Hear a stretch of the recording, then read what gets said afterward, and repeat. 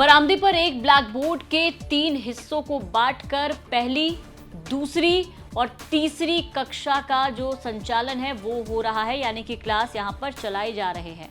और बरामदे पर तीनों क्लास के बच्चे जो हैं वो पढ़ाई करते हुए आपको दिखाई दे देंगे। पढ़ाने वाले एक शिक्षक हैं जो पढ़ा रहे हैं। ये तस्वीर नगर निगम के वार्ड 24 नंबर 24 स्थित अनुसूचित प्राथमिक विद्यालय बाधा की है।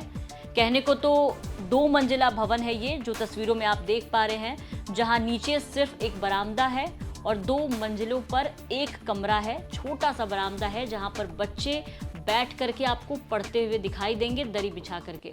नमस्कार, बिहार तक देख रहे हैं आप और आपके साथ मैं हूं हर्षिता सिंह। स्वागत है आपका हमारे खास कार्यक्रम पॉइंट ब्लैंक में, जहां एक बार फिर से हाजिर हम एक नई बिहार की कहानी के साथ। देखिए, बिहार सरकार बेहतर शिक्षा व्यवस्था को लेकर लाख दावे करती है, लेकिन धरातल पर वो दावे जो है वो खोखले साबित होते हैं। शिक्षा की खस्ताहाल व्यवस्था जो है वो बेगूसराय से देखने को मिली है, जो ये तस्वीरों में आप देख पा रहे होंगे, जहां एक प्राथमिक स्कूल में नीचे एक बरामदे में 3 क्लासेस जो है वो चलती है, उसकी पढ़ाई होती है यहाँ से।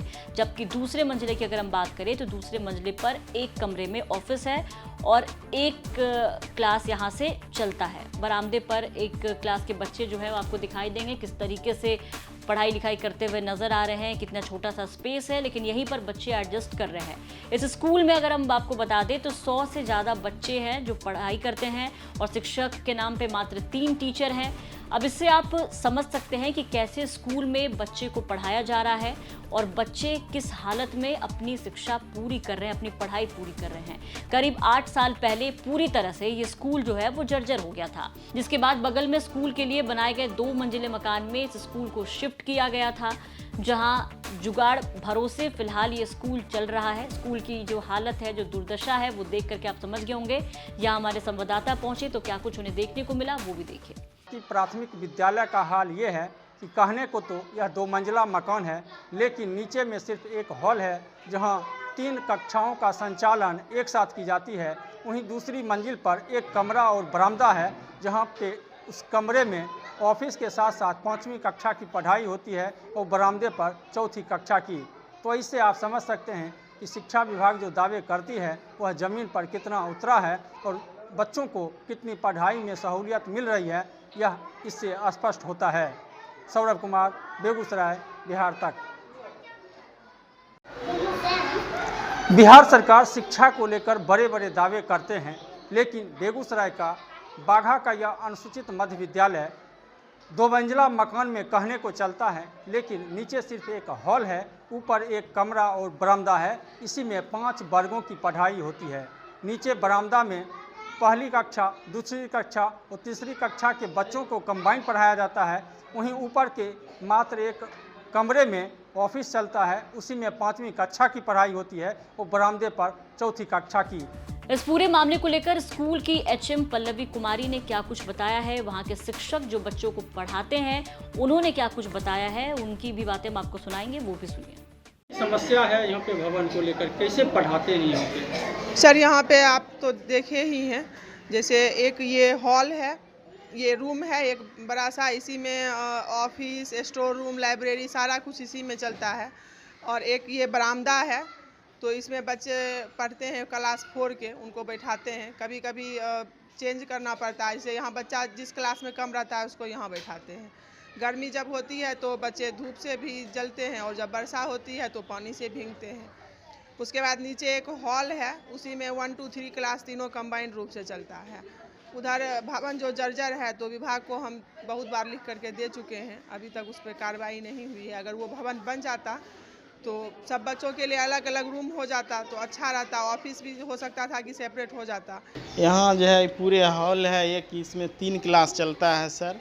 यहाँ खुला स्कूल है, इसलिए बहुत रोड पर है। हर वक्त जो है गाड़ी का आने का बच्चा को बहुत खतरा होता है, गाड़ी घोड़ा की, इसलिए हम लोग बहुत सतर्कता से पढ़ाते हैं, बहुत तकलीफ होता है। तो एचएम और शिक्षक का कहना है कि कई बार विभाग को लेटर जो है वो लिखा गया है, समस्या से रूबरू भी कराया गया है, लेकिन समस्या का निदान नहीं हुआ। अब स्कूल के जो शिक्षक हैं वो भी कह रहे हैं कि बहुत ज़्यादा परेशानी होती है पढ़ाने में। एक ही बरामदे में आप देखिए किस तरीके से 3 क्लास को चलाया जाता है, 3 क्लास के बच्चों को पढ़ाया जाता है, जिसमें पढ़ाने में तो परेशानी होती है, साथ ही साथ बच्चों को समझने में भी काफ़ी परेशानी होती है, क्योंकि एक क्लासेस जब चल रहे होते हैं तो वही दूसरे क्लासेस भी चल रहे होते हैं और वहीं पे देखिए कि जो पढ़ाई है बच्चे को डिस्ट्रैक्शन होता है, एक दूसरे की बातें सुनते हैं। स्कूल की समस्या को लेकर के हमने राजदेव राम जो कि जिला शिक्षा पदाधिकारी हैं वहाँ के, उनसे भी बातचीत करने की कोशिश की, उनसे सवाल किया, तो ज़रा सुनिए क्या कुछ बताया है उन्होंने इस पूरे समस्या को लेकर के। अभी विभाग के द्वारा एक पोर्टल पर ई शिक्षा कोष पर सभी एचएम को निर्देश दिया गया था कि जो भी उनकी आवश्यकता है विद्यालय का आधारभूत संरचना के संबंध में, बाउंड्री वॉल हो, कमरे हो, टॉयलेट हो, बिजली का हो, वो सभी को पोर्टल ई शिक्षा कोष पर डालना था। सभी एचएम ने डाल चुका है। अब उसकी प्राथमिकता के आधार पर विभाग उस पर निर्माण कार्य शुरू कराने जा रहा है।